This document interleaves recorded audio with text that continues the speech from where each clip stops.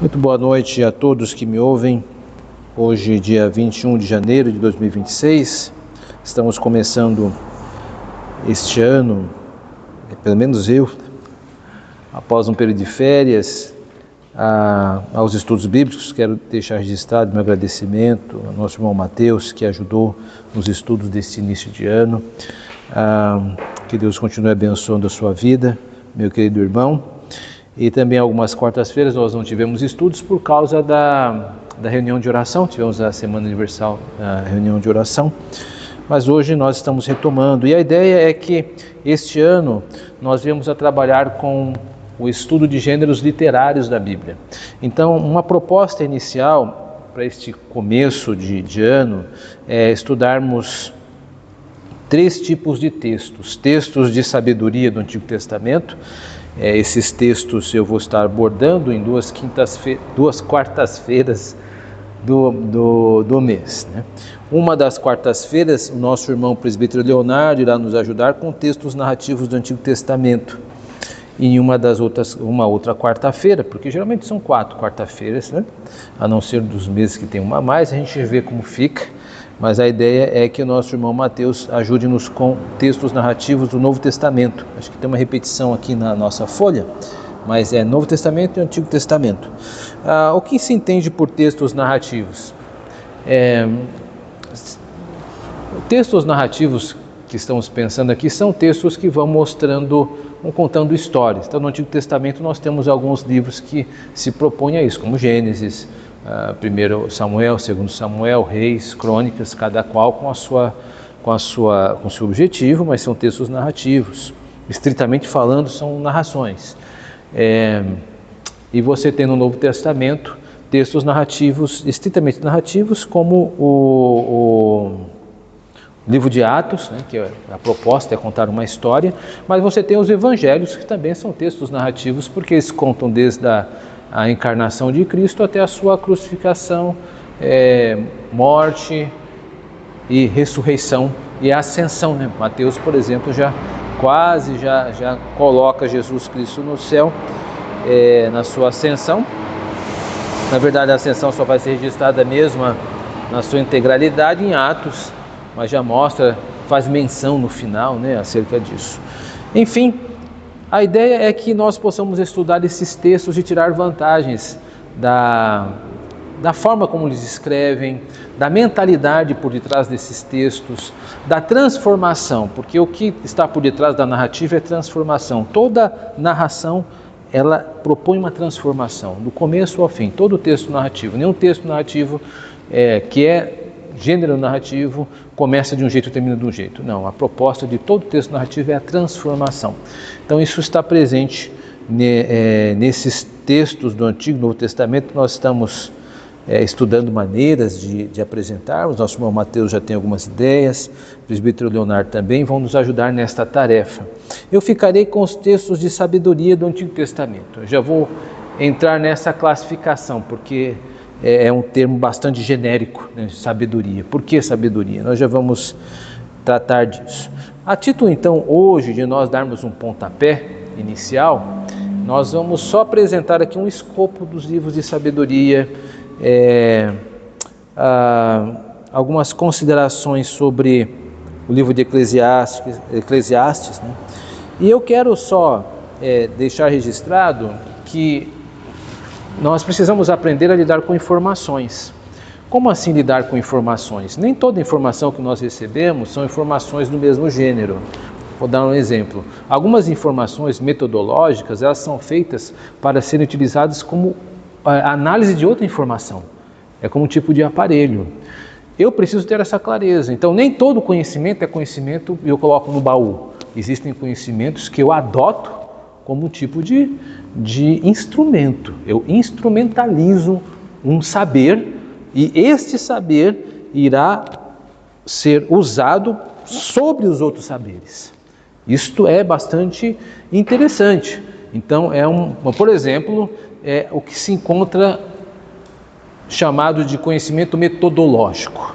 Existe a metodologia. Então, quando nós temos um manual de metodologia, ele define para nós esse tipo de material é muito comum no espaço escolar, né? Tanto universidade quanto até mesmo escola, onde se adota parâmetros para que por meio desses parâmetros eu possa abordar esses assuntos.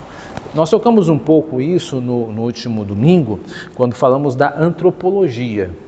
Por exemplo, a teologia tem uma proposta de antropologia. O que é antropologia?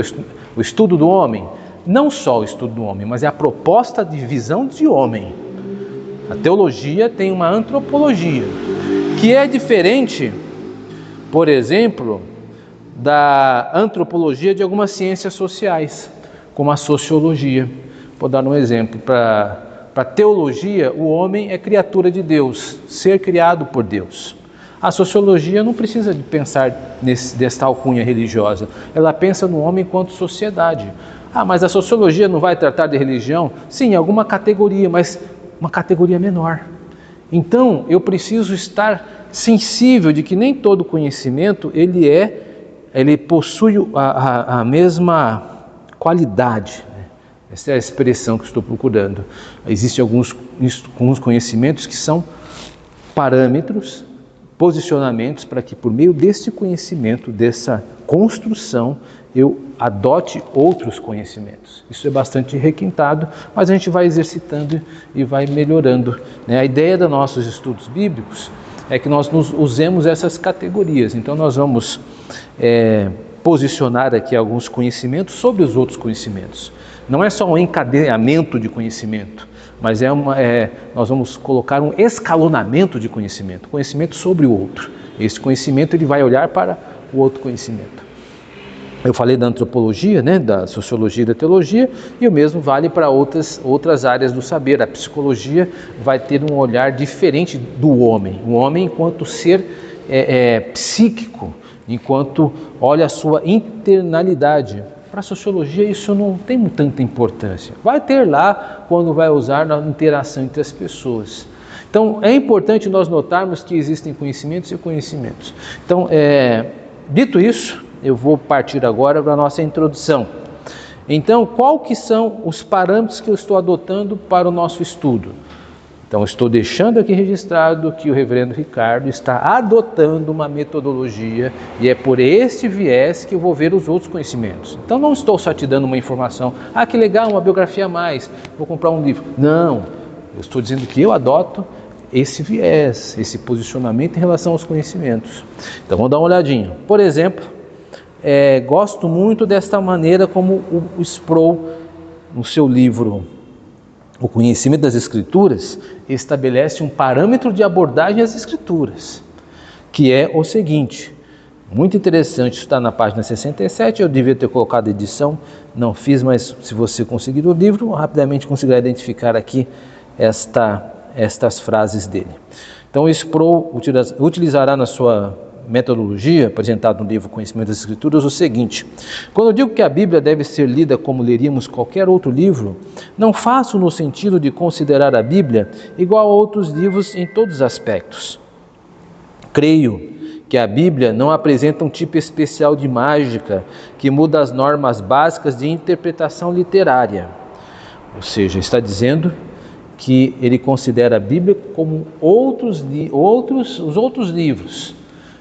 Ele precisa ser mais claro, é por isso que tem outra frase que eu coloquei aqui embaixo. O termo literal vem do latim litera, letra. Interpretar algo literalmente significa prestar atenção à litera ou às letras, às palavras que estão sendo usadas. Interpretar a Bíblia literalmente significa interpretá-la quanto literatura. Isto é importante. Então, a maneira como ele se aproxima do texto, e como eu acredito que é melhor, maneira de se aproximar-se, e me aproximo do texto é desta maneira, é olhar a Bíblia enquanto texto.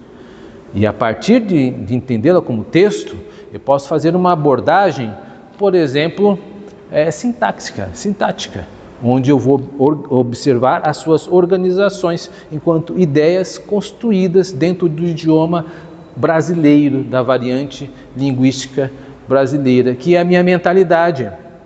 Então, olha só que interessante, eu vou fazer uma digressão aqui. Vamos pensar no japonês, por exemplo. Você diz assim, o japonês, qual que é o alfabeto do japonês? Já começou errado. Por quê? Porque a ideia de alfabeto é algo ocidental, não é algo oriental. O japonês não se vê alfabetizado com o nosso conceito, ele tem outro tipo de ideia de idioma. Por exemplo, o idioma japonês, eu só posso dizer isso porque eu estudei no Gakko durante alguns anos, que era um colégio japonês. Saudações para o Colégio Japonês em Itapecerica da Serra. Já não tem mais aulas lá, mas eu estudei lá num período. E o japonês, ele tem 3 tipos de abordagem. Tem o katakana, hiragana e o kanji. E cada um desses sistemas de palavras tem a sua gramática, a sua forma de expressão. Então, quando o japonês ele olha para o seu idioma, ele não olha para um alfabeto, ele olha para os seus ideogramas, ou seja, a mentalidade idiomática é outra. Então, nós brasileiros temos uma outra mentalidade idiomática. Para nós, ocidentais, construímos a ideia de um esquema chamado alfabeto e nós achamos que todo mundo é assim. Não é, somos nós que somos assim. Isso vai influenciar a maneira que eu leio a Bíblia. Isso vai influenciar a maneira como eu sou receptivo aos conceitos. Então a gente está observando que a melhor maneira, o que eu estou observando, dizendo e assertivamente repetindo, é que a Bíblia tem que ser abordada enquanto texto, porque a partir daí eu posso interpretá-la corretamente. Se eu não fizer isso, eu vou começar a dar cores para a Bíblia que às vezes ela não tem, né? Eu vou cometer anacronismo, olhar a Bíblia pelo século 21 e apenas pelo século 21, aí você irá dizer, mas a gente não está no século 21? Sim, mas ler a Bíblia também é um desafio de estranhamento. Eu tenho que olhar o texto e tentar entender como o texto foi recebido no seu momento histórico, no seu momento cultural, no seu momento literário, inclusive, como é que as pessoas entendiam. Um exemplo que eu gosto de mostrar, que parece ser simples, mas não é tanto, é você olhar para os 10 mandamentos. A figura do homem, o destinatário é o homem e não a mulher, aquele que compila os 10 mandamentos. Não, por exemplo, o 10º mandamento, isso deixa isso bem claro, né? Não cobiçarás a mulher do teu próximo. Não fala da mulher, não cobiçará o homem do teu próximo. Não é que ela pode ter essa liberdade, mas aquele que escreve, ele projeta um homem como seu destinatário. Então, parece que não, mas isso muda a minha visão de família, a minha visão de como a Bíblia vê esta participação dos gêneros masculino e feminino. Ou seja, isso está na linguagem, na maneira como nós vamos abordar a Bíblia. Então acompanhe Sproul nesse tipo de abordagem. Existem outras abordagens? Existem.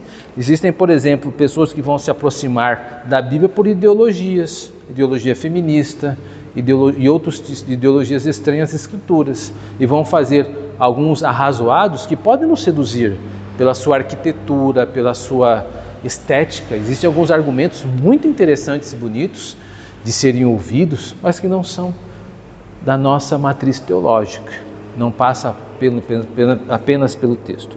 Claro que eu estou fazendo também essa abordagem junto com o Sproul, não é porque eu gosto do Sproul, é que o Sproul bebe da nossa mesma tradição presbiteriana, que é olhar as Escrituras pelas Escrituras, conforme a confissão de fé da nossa igreja diz, lá no capítulo 1, no seu item 9, na sua seção 9 está lá, a Escritura tem que interpretar-se por si só. É basicamente isso que a gente está fazendo, o texto tem que se interpretar por si mesmo. Agora, dito isso, vamos entrar um pouco no livro de Eclesiastes. Eu começo da seguinte forma. Primeiro, considerações sobre a qualificação de Eclesiastes como texto de sabedoria. Bom, ao lermos o texto de Eclesiastes, encontramos uma composição variada. Há provérbios, ditos que se propõem a comunicar, que são ditos que se propõem a comunicar uma ideia de maneira estilisticamente comprimida e de alcance universal. Por exemplo, melhor é serem 2 do que 1, porque tem melhor paga o seu trabalho. Isso aqui é um provérbio, é uma ideia curta que tenta impactar e universaliza, como se isso fosse para toda a humanidade. Está em Eclesiastes 4:9. Há também no livro de Provérbios orientações de comportamento litúrgicos, como eu devo me comportar na igreja, uma instrução de como eu devo me comportar no templo. Não te precipites com a tua boca, nem o teu coração se apresse a pronunciar palavra alguma diante de Deus, porque Deus está nos céus e tu na terra, porquanto sejam poucas suas palavras. Eclesiastes 5:2. Então aqui é um outro texto, é um texto de instrução comportamental dentro da liturgia, dentro do templo, dentro de um ambiente, espaço religioso.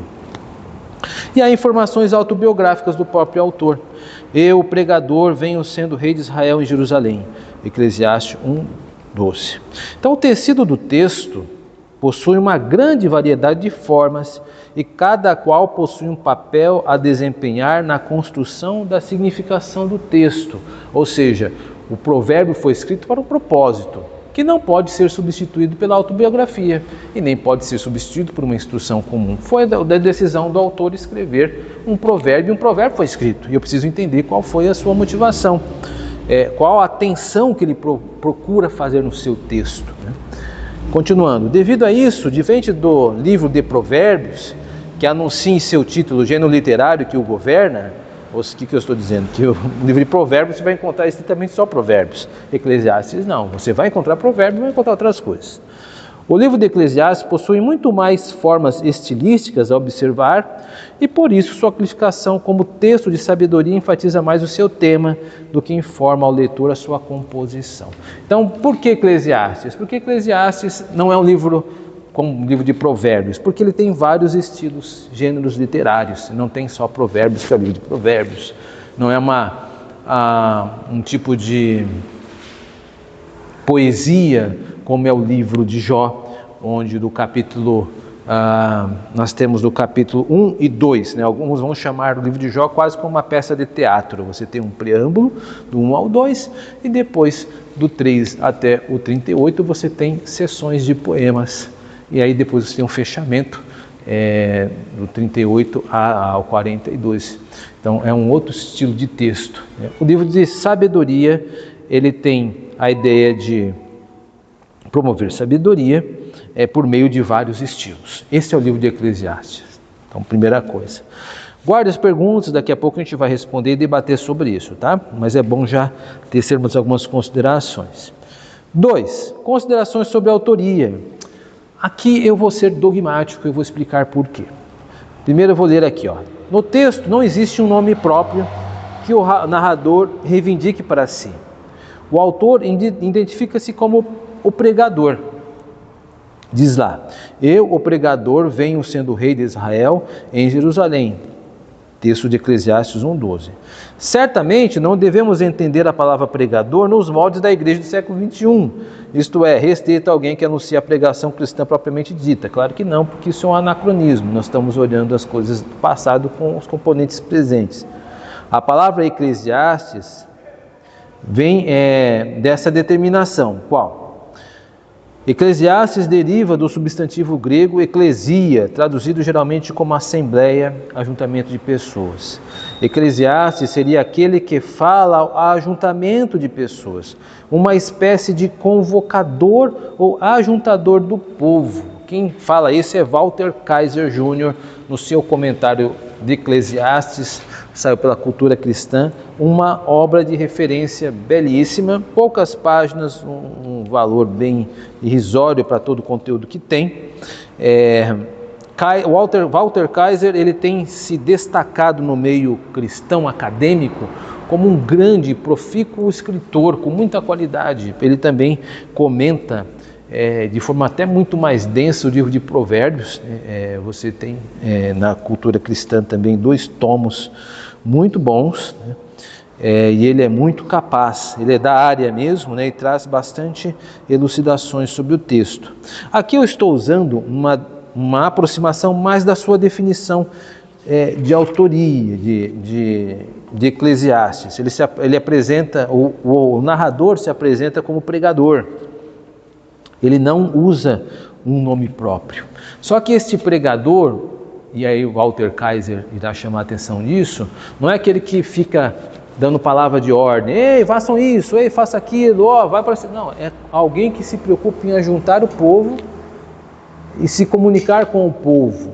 Qual que é a diferença? É diferente um pouco do nosso modo de pensar, a assembleia de alguém que vai pegar um palanque, um púlpito e vai falar. Ele tem acesso às pessoas, mas é um tipo de imagem parecida com a ágora de Aristóteles, né? Ele vai lá na praça, junta as pessoas e as pessoas vão tendo a adesão às suas ideias e vão ficando. É diferente de falar um grupo que não pode sair correndo, que seria uma assembleia mais como uma igreja. Então essas imagens são interessantes. Ele é alguém que tem a falar e pelo que ele fala, ele ajunta as pessoas. Esta é a tônica. Ainda nos valendo da redação 1.12, após essas considerações de natureza mais etimológica, podemos nos deter no fato de que o narrador posiciona sua própria imagem no texto como um rei de Israel. Essa descrição tem feito toda a tradição cristã abraçar a ideia de que o autor deste livro, Eclesiastes, só pode ser Salomão. E é essa a nossa posição quanto à autoria deste texto. Pergunta, então quer dizer que toda a cristandade sempre entendeu que foi Salomão? Não. O autor de Eclesiastes? Não. Por exemplo, Lutero é apontado como alguém que não entendia que o livro de Eclesiastes tinha sido escrito por Salomão. E é um nome de peso, né? Lutero. Não só Lutero, mas alguns outros vultos da história cristã também apontam algumas peculiaridades que, ao ver destas pessoas, não seria Salomão o escritor.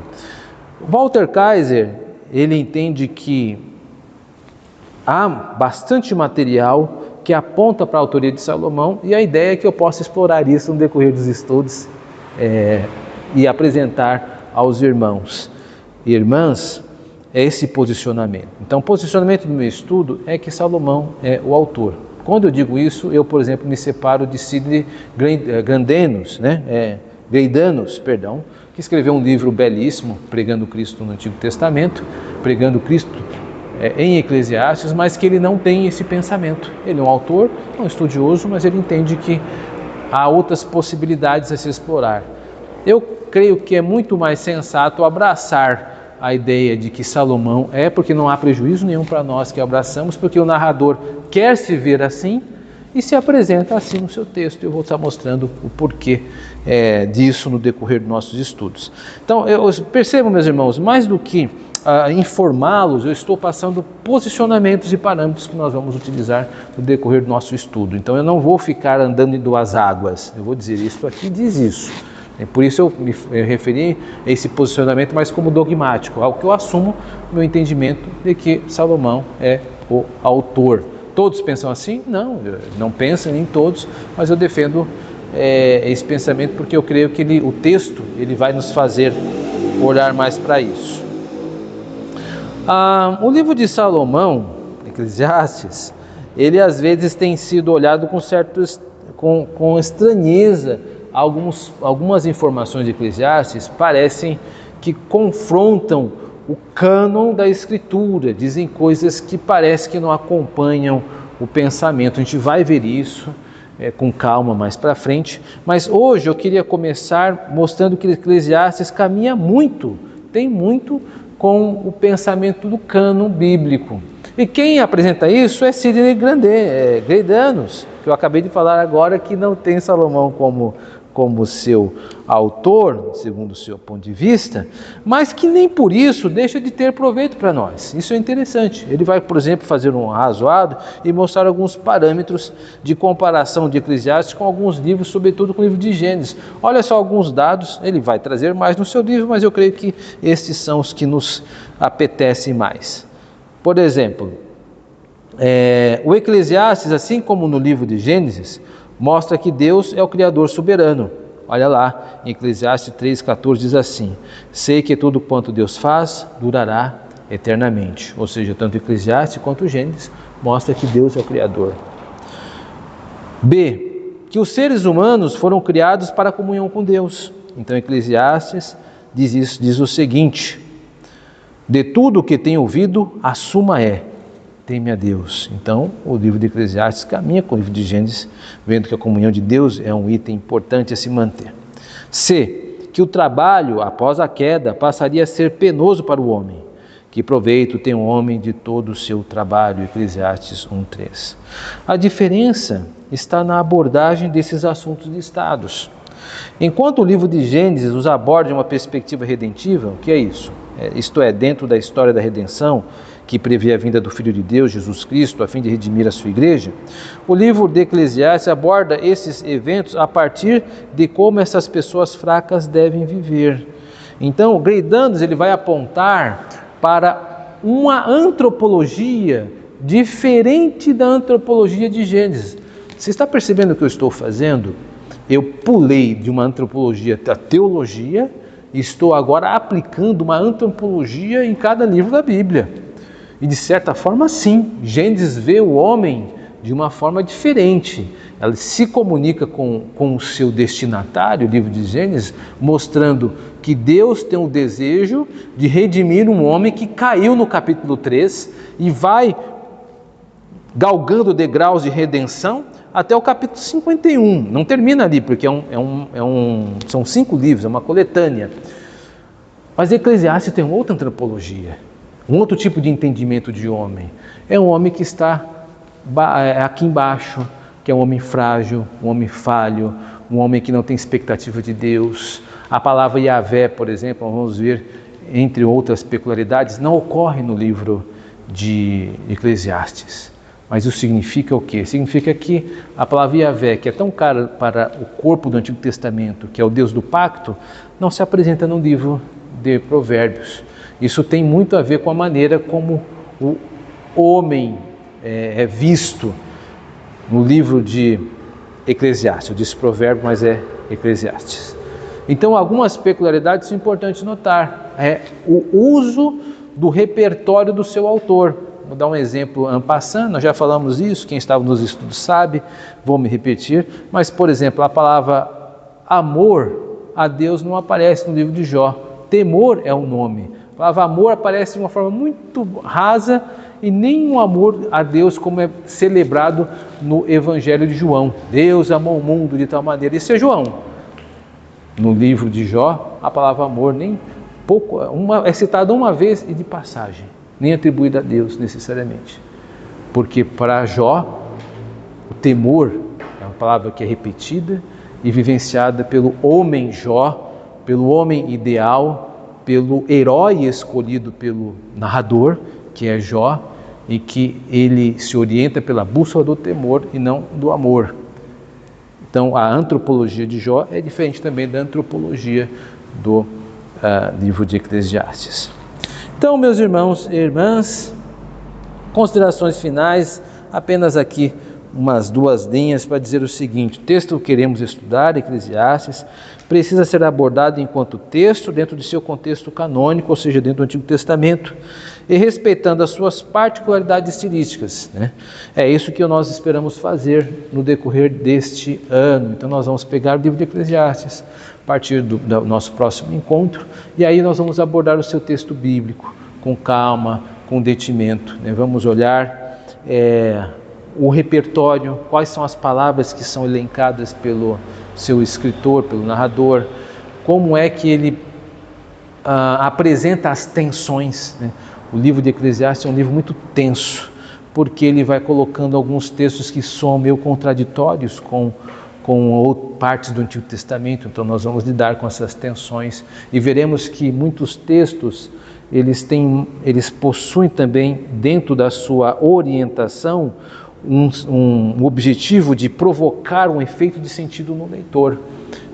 Isso também conta no livro de Eclesiastes. Então vai ser uma aventura que eu espero que possamos partilhar juntos e crescermos juntos no nome do Senhor. Amém.